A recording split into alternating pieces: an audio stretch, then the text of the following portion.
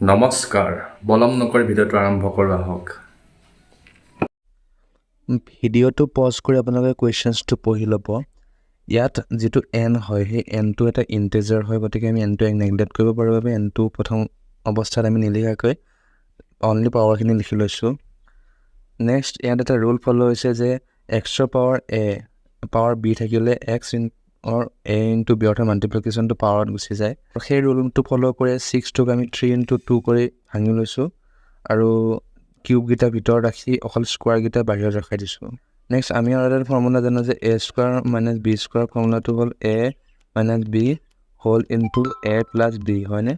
এই ফৰ্মুলাটো ইয়াত এপ্লাই হৈছে, অৰ্থাৎ a minus b a plus b, ইয়াতে a মানে 7 কিউব আৰু b মানে 6 কিউব। পিছত গোটেই কিউবখিনি পাতি দিলোঁ, পাতি কিনে যিটো নৰ্মেল চিম্পলিফিকেশ্যন হয় এই দুটা মাইনাছ এইটো প্লাছ এইটো কৰাৰ পিছত আমি আকৌ 559টোক মাল্টিপ্লাই কৰি ভাঙি ফাইনেলি আমি পালোঁ যে 127, 13 আৰু 43 গোটেইকেইটাৰে এইটো ডিভিজিবল হ'ব, গতিকে অল অফ দ্য দিছ হ'ব। ভিডিঅ'টো পজ কৰি আপোনালোকে কুৱেশ্যনছটো পঢ়ি ল'ব। ইয়াত আমাক 2 to the power 256ক 70 ডিভাইড কৰিলে কিমান ৰিমাইণ্ডাৰ পায় সেইটো সুধিছে। ইয়াত আমি 256ক 4 ইনটু 64 এনেকৈ লিখিব পাৰোঁ, আৰু 2 to the power 4ক ছেপাৰেট কৰি লিখি 2 to the power 4 মানে 16, গতিকে আমি এই ফাংচনটো পাই গ'লোঁ। নেক্সট আমি যেতিয়া 16ক 17 ডিভাইড কৰিম ৰিমাইণ্ডাৰ পৰা -1, গতিকে 16 to the power 64 আছে, অৰ্থাৎ 16 ইনটু 16 ইনটু 16 ইনটু 64 টাইম আছে। এটা 16/17 কৰিলে আমি -1 এটা পাওঁ, গতিকে 64 বাৰ কৰিলে 64 পাৱাৰত গুচি যাব, আৰু -1ৰ ওপৰত যদি এটা ইভেন পাৱাৰ থাকে তেনেহ'লে এনচাৰটো 1 হয়, গতিকে 1 হ'ব ৰিমাইণ্ডাৰ। ভিডিঅ'টো পজ কৰি আপোনালোকে কুৱেশ্যনছটো পঢ়ি ল'ব।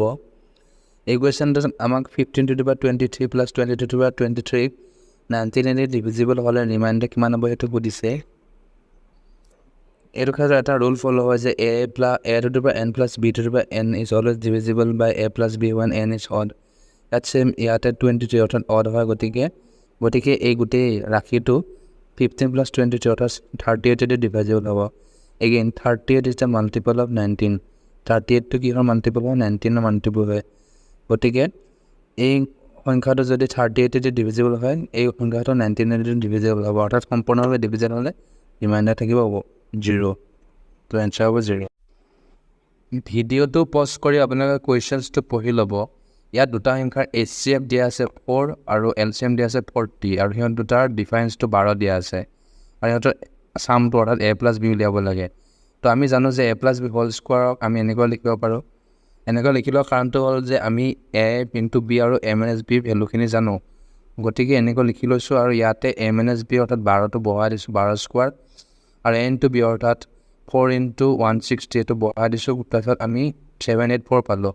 মনত ৰাখিব এই 784টো a plus b whole square হয়, গতিকে আমি a প্লাছ b উলিয়াবলৈ ইয়াক ৰুট কৰি দিব লাগিব, অৰ্থাৎ √784 কৰিলে 28 আহে এনচাৰটো, অৰ্থাৎ চাম হ'ব 28।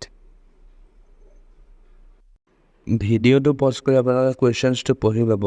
ইয়াত কোৱা হৈছে যে যেতিয়া এটা ফ্ৰেকশ্যনৰ নিউমাৰেটৰটো 4 ইনক্ৰিজ কৰা হয় তেনেহ'লে গোটেই ফ্ৰেকশ্যনটো 2/3 ইনক্ৰিজ হয়, অৰ্থাৎ যদি আমি ফ্ৰেকশ্যনটো x/y ধৰোঁ তেনেহ'লে যেতিয়া ইহঁতৰ নিউমাৰেটৰটো 4 ইনক্ৰিজ কৰা হ'ব গোটেই ফ্ৰেকশ্যনটো 2/3 ইনক্ৰিজ হৈ যাব, গতিকে আমি কণ্ডিশ্যনটো পালোঁ, আৰু এই কণ্ডিশ্যনটো ফুলফিল কৰাৰ পিছত আমি ইহঁতক চিম্প্লিফাই কৰি কিনে আমি y ভেলুটো 6 পালোঁ।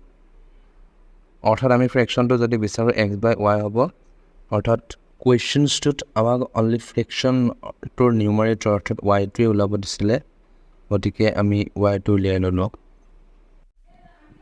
ভিডিঅ'টো পজ কৰি আপোনালোকে কুৱেশ্যনছটো পঢ়ি ল'ব। ইয়াত আমাক এটা সমবাহু অৰ্থাৎ ইকুইলেটাৰেল ট্ৰায়েংগলৰ পেৰিমিটাৰ 6 মিটাৰ দিয়া আছে, আৰু এই ট্ৰায়েংগলটোৰ এৰিয়া ওলাব দিছে।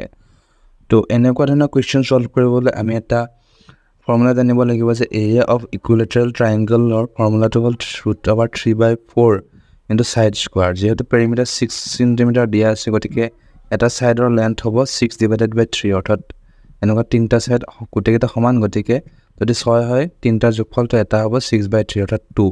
তো 2 পোৱাৰ পিছত এটা ছাইডৰ মেজাৰমেণ্টটো পোৱাৰ পিছত এৰিয়াৰ ফৰ্মুলাত বহাই দিলোঁ, আৰু এইখিনি কেলকুলেশ্যন কৰি আমি √3 সেইটো √3 হ'ব, √3 চেণ্টিমিটাৰ স্কোৱাৰ পালোঁ, অৰ্থাৎ এনচাৰটো এইটোৱে হ'ব।